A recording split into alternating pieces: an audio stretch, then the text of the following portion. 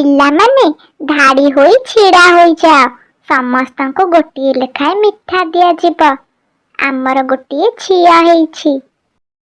ରାନୁ ଚଢ଼େଇର ଝିଅ ହୋଇଥାଏ ବୋଲି ସେ ସମସ୍ତଙ୍କୁ ମିଠା ବାଣ୍ଟୁଥାଏ। ମୁଁ ଆଜି ବହୁତ ଖୁସି। ମୋର ଗୋଟିଏ ଗୁଲୁଗୁଲିଆ ଝିଅ ହୋଇଛି। ହେଇଟି କାଲୁ, ଦେଖ ବା ଦେଖ, ସେ ଅଲାଜୁକି ରାନୁ ଚଢ଼େଇକୁ ଗୋଟିଏ ଝିଅ ହୋଇଛି ବୋଲି ସେ ମିଠା ବାଣ୍ଟୁଛି କେମିତି। ଆମର ତ ଗୋଟିଏ ପୁଅ ହେଇଛି, ହେଲେ ତା ପାଇଁ ତମେ କିଛି କରୁନ। ତାର ବେଶୀ ପଇସା ହେଇଛି, ସେ ତାର ବାଣ୍ଟୁଛି। ସେଥିରେ ଆମର କ'ଣ ଗଲା ବା? ତୁ କାହିଁ ଏତେ ମୁଣ୍ଡ ଖେଳଉଛୁ? କିଛି ଦିନ ପରେ ରାନୁର ଝିଅ ଟିକି ଆଉ କାଲୁର ପୁଅ ଟୁନା ବଡ଼ ହୋଇଯାଆନ୍ତି। ରାନୁର ଝିଅ ଠିକ୍ ରାନୁ ଗୁଣ ଆଣିଥାଏ, ଆଉ କାଲୁର ପୁଅ ଠିକ୍ ତା ମା କାଳୀର ଗୁଣ ଆଣିଥାଏ। ଦିନେ ସେ ଦୁଇ ଜଣ ସାଙ୍ଗ ହୋଇ ବଲ୍ ଖେଳୁଥାନ୍ତି। ଆଉ ଏତିକି ବେଳେ ଗୋଟିଏ ଛୋଟ କୁକୁର ଛୁଆ ତାଙ୍କ ପାଖକୁ ଆସେ। ଟିକି ଟିକି, ମୁଁ ତୁମ ସହିତ ବଲ୍ ଖେଳିବି। ମତେ ବଲ୍ ଖେଳିବାକୁ ବହୁତ ଭଲ ଲାଗେ। ମତେ ତମ ସାଙ୍ଗରେ ଟିକେ ଖେଳେଇବ? ହଁ, ଆମେ ସାଙ୍ଗ ହୋଇ ଖେଳିବା। ବହୁତ ମଜା ହବ। ଏ ଟିକି, ତୁ କ'ଣ ପାଗଳ ନା କ'ଣ? ମୁଁ କୁକୁର ସାଙ୍ଗରେ ଖେଳିବିନି। ଆମେ ତ ଚଢ଼େଇ ଜାତି, ଆଉ ସେ ତ କୁକୁର ଜାତି। ଆମଠୁ ସେ ଅଲଗା। ସେ ଯଦି ଆମ ସାଙ୍ଗରେ ଖେଳିବ, ଆମକୁ କାମୁଡ଼ି ଦବନି? ହେ କୁକୁର, ଯା ଏଠୁ। ଆମେ ତ ସାଙ୍ଗ ହବୁନି, କି ତତେ ଆମ ସାଙ୍ଗରେ ଖେଳେଇ ଦବୁନି। ତୁ ଇଏ କ'ଣ କହୁଛୁ ଟୁନା? ଏମିତି କ'ଣ କେହି କାହାକୁ କୁହେ? ମୋ ମା କୁହେ, ସମସ୍ତେ ହେଉଛନ୍ତି ସମାନ। ସାଙ୍ଗ ହେବା ପାଇଁ ଜାତି ଦରକାର ନାହିଁ। ସାଙ୍ଗ ତ ସମସ୍ତେ ହୋଇପାରିବେ। କୁକୁର ଛୁଆ ଆମ ସାଙ୍ଗରେ ଖେଳିବ, ବୁଝିଲୁ? ଠିକ୍ ଅଛି, ତୁ ତୋର ଖେଳେ। ମୁଁ ଯାଉଛି ତୋ ସାଙ୍ଗରେ କଟି। ଏହା କହି ଟୁନା ସେଠାରୁ ଚାଲିଯାଏ। ଜାଣିଛ କାଳୁ, ଆରପଟ ଜଙ୍ଗଲରେ ଯେଉଁ ନଦୀଟା ବହୁଛି, ସେଇ ନଦୀ ମଝିରେ ଗୋଟିଏ ଯାଦୁଇ ନେଲପଲିସ ଗଛ ଅଛି। ସେ ନେଲପଲିସ ଯିଏ ଲଗେଇବ, ସେ କୁଆଡ଼େ ଗୋରା ହୋଇଯିବ। ତମେ ଯାଉନ, ମୋ ପାଇଁ ଗୋଟିଏ ନେଲପଲିସ ନେଇ ଆସିବ। ଏହା ଶୁଣି ଟୁନା ସେଠାରୁ ଚାଲି ଆସେ। କ'ଣ କହୁଛ କାଳୁ? ତମେ ମୋ ପାଇଁ ଆଣିବ ନା ନାହିଁ ବା? ନା ନା, ମୁଁ ଯାଇପାରିବିନି।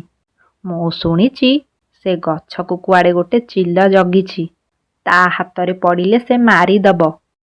ଏପଟେ ଟୁନା ସବୁ କଥା ନ ଶୁଣି ଟିକି ପାଖକୁ ଚାଲି ଆସେ। ଟିକି, ତୁ ଜାଣିଛୁ, ଆରପଟ ଜଙ୍ଗଲରେ ଥିବା ଏକ ନଦୀ ମଝିରେ ଗୋଟିଏ ନେଲପଲିସ ଗଛ ଅଛି। ସେ ନେଲପଲିସ ଲଗେଇଲେ କୁଆଡ଼େ ଦେହ ଗୋରା ହୋଇଯିବ। ଚାଲ, ଆମେ ସେ ନେଲପଲିସ ଗଛ ପାଖକୁ ଯିବା। ନାଇଁ ନାଇଁ ଟୁନା, ମୁଁ ଏତେ ବାଟ ଯିବିନି।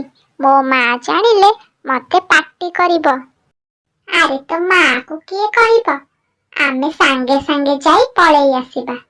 ଦେଖ ଟିକି, ତୁ ଯଦି ମୋ ସହ ଯିବୁନି, ତେବେ ମୁଁ ଆଉ ତ ସାଙ୍ଗ ହେବିନି। ହଉ ଠିକ୍ ଅଛି ଟୁନା, ଚାଲେ।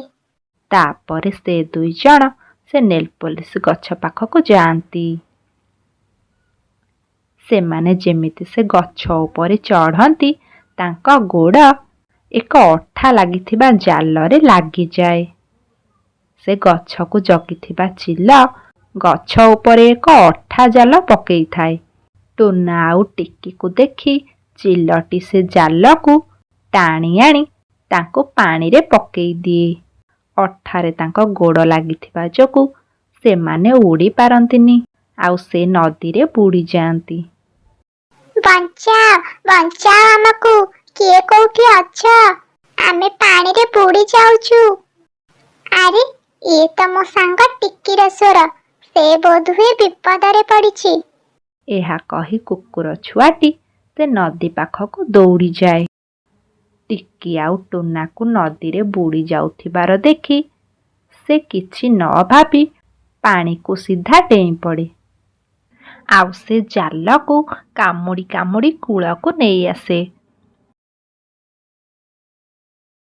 କୁକୁର ଛୁଆ, ତୁମକୁ ବହୁତ ବହୁତ ଧନ୍ୟବାଦ।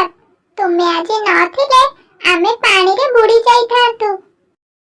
ଦେଖିଲୁ ତ ଟୁନା, ପ୍ରକୃତ ବନ୍ଧୁ ଯିଏ ସେ ବିପଦରେ ସାହାଯ୍ୟ କରେ। ସେଥିପାଇଁ ବନ୍ଧୁ କେବେ ଜାତିକୁ ଦେଖି ହୁଏ ନା। ହଁ ରେ ଟିକି, ତୁ ଠିକ କହୁଛୁ।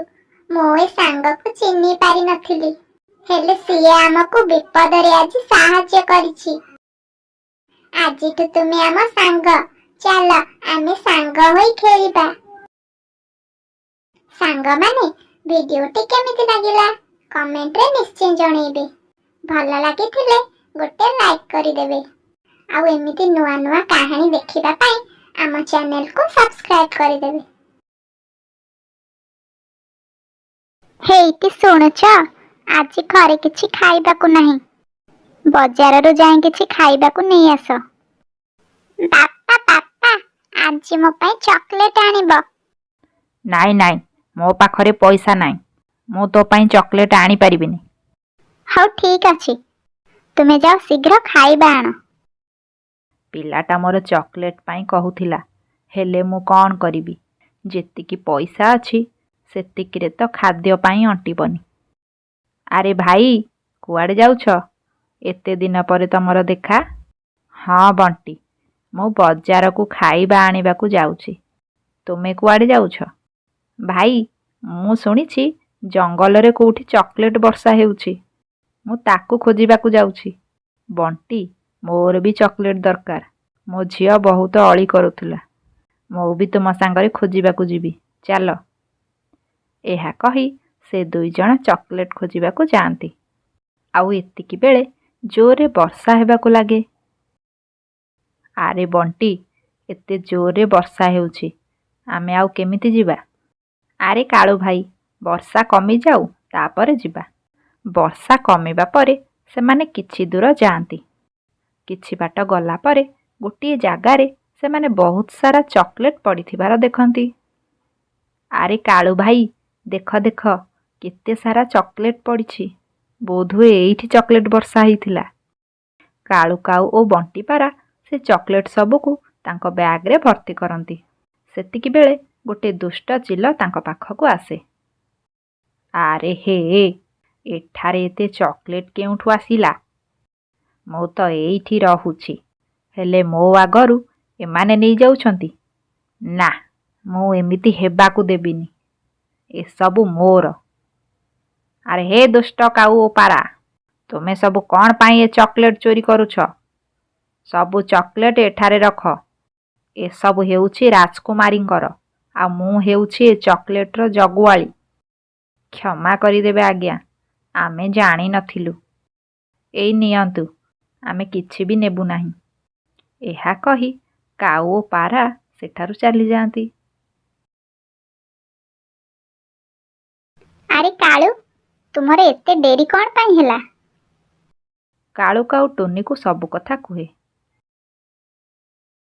ହେଲେ କାଳୁ, ଆରପଟ ଜଙ୍ଗଲରେ ତ କେହି ବି ରାଜକୁମାରୀ ନାହାନ୍ତି।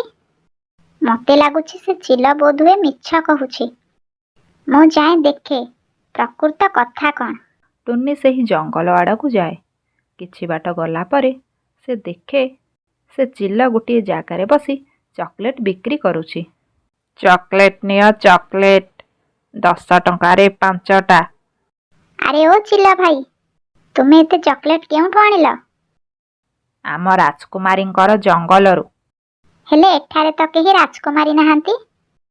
ତୁମେ ମିଛ କହୁଛ। ଏସବୁ ହେଉଛି ଆମ ଜଙ୍ଗଲର ବାଘ ରାଜାଙ୍କର। ତୁମେ ମତେ ଏସବୁ ଦେଇଦିଅ, ନହେଲେ ରାଜାଙ୍କୁ କହି ତୁମକୁ ଦଣ୍ଡ ଦେବି। ଚିଲ ଟୁନି କଥା ଶୁଣି ଡରିଯାଏ, ଆଉ ତାକୁ ସବୁ ଚକୋଲେଟ ଫେରେଇ ଦିଏ। ଟୁନି ସେ ଚକୋଲେଟ ସବୁକୁ ଆଣି ତା ଝିଅକୁ ଦିଏ।